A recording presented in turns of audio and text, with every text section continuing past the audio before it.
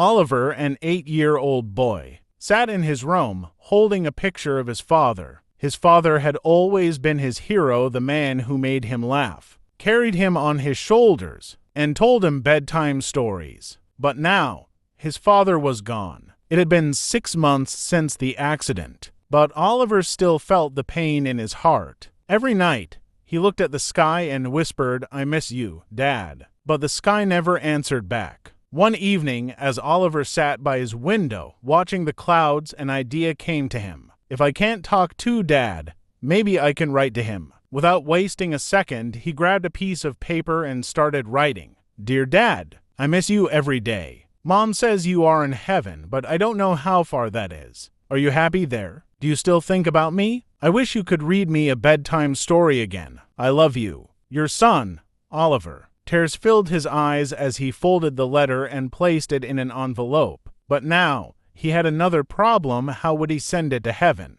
Oliver thought for a long time. Then he had another idea. "I will send it with a balloon." He ran to his mother and asked for a balloon. She gave him a big, red one. With careful hands, he tied the letter to the balloon. Then, standing in his backyard, he whispered, "Please take this to my dad." He let go. The balloon floated up, and up, disappearing into the clouds. Oliver smiled, hoping it would reach heaven. Days passed. Every evening, Oliver looked at the sky, wondering if his father had received the letter. Then, one morning, he found something unexpected, a letter on the doorstep, addressed to him. With shaking hands, he opened it and read, "Dear Oliver, I got your letter. Heaven is a beautiful place, and I think about you every day. Remember, I am always with you, in your heart. Keep smiling, my little hero. Love, Dad." Tears rolled down Oliver's cheeks, but this time they were happy tears.